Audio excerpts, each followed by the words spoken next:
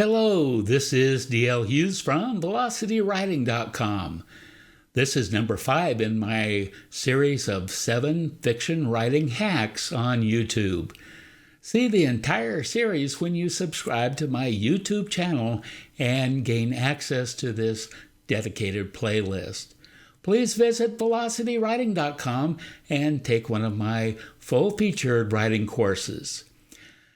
When I mention this name, what pops into your mind?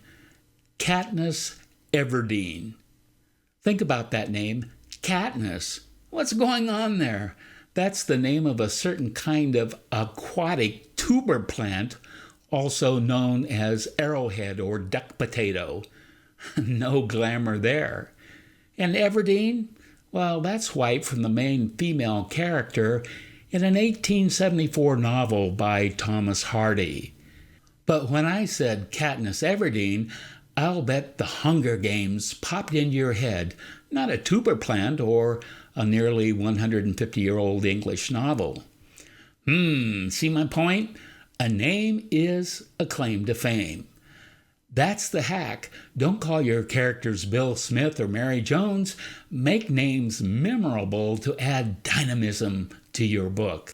For comparison, let me mention another name and see what pops into your head. Jack Ryan. Ring a bell? This may be a stretch because it's such an ordinary name. It's so ordinary that major actors like Alec Baldwin, Harrison Ford, Ben Affleck, and Chris Pine all played homogenized versions of the same character in different movies based on Tom Clancy's political thriller novels. See what I mean? For most people, Katniss Everdeen leaps out at them. There is uniqueness and it's powerful. Jack Ryan? Not so much. Some recognition, but not what you would expect. So, to put this hack to work, how do you pick character names that stick in readers' minds? Well, first, ignore all the things you read about, checking root meanings, getting your era right, basing it on character, personality, or interests, and all that sort of thing. Suzanne Collins proved with the Hunger Games that all this sort of thing is unhelpful. What you want to do is give your main characters zinger names. Give all the supporting players in your novel distinctive but more ordinary names. Here are 3 ideas that will help you pick powerful names. First, pick bright, powerful names for your heroes. You're looking for names that convey uniqueness and strength. Second, speak names out loud to make sure they have a melodic quality. Not only will your readers be saying them in their own minds, but you want them to come across well in audiobook editions. Third, don't be afraid to change the name of a lead character later. Sometimes you need to do that. For example, in Gone with the Wind, the strong character we know as Scarlett O'Hara was called Pansy O'Hara until just before the book went to press. Pansy O'Hara! Ugh! Sure glad Margaret Mitchell changed it at the last minute. Where can you find interesting names? First, in your own reading. Names will leap out at you as you read, and that's a good sign. Write them down and file them. You may not use them now, but you may want to use them later. Names cannot be copyrighted, so use or adapt what you find. One small point. Names can be trademarked and have legal protection. You can't use trademarked names. An example of that, well, the one that comes to mind is Tarzan. Edgar Rice Burroughs had enough foresight to trademark the name of his main character, so no one can use it in a literary way. Where's the next best place to find names? Well, check out websites that have long lists of baby names. Occasionally, you can find winners there. Now, you want to be somewhat careful about this. After Olympic gold medalist Bruce Jenner changed his sexual identity, the name Caitlyn plunged in popularity, according to a report on CBS News. Even variations in spelling of the name drop like a rock, so you generally want to avoid negative connotations.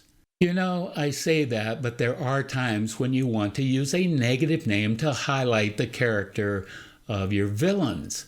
Don't worry about stereotypes. That works in your favor as a writer. Adolf conjures up negative images of militarism. Boris makes you think of a Russian spy. Osama or Mohammed conjures up mental images of terrorism, and you can think of others. My favorite negative name comes from the old Rocky and Bullwinkle cartoon show. The villain was named Snidely Whiplash. To me, that's a great, memorable, nefarious name. What's the third place you can find interesting names? Well, fans of Scribner, the writing tool I love and recommend, has a great name generator.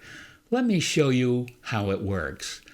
You'll go to Tools, Writing Tools, Name Generator. You can pick names by gender if you wish. I'll pick a female. Then I'm going to pick a name origin for the first name. Let's make it interesting and pick Celtic. Now I'm going to pick a last name. This will be something simple. How about Spanish? Then click Generate Names and you get an interesting list. Click the button again and you get even more. Like hyphenated names, change this to 2 and many will show up in that form.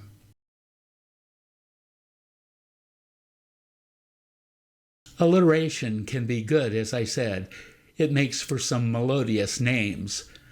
Pick the same first letter like this and click to get a selection of alliterated names. The Scribner tool is excellent for selecting names. That's fiction hack number 5. Pick interesting character names. Great character names spark reader interest and will make your novel more memorable.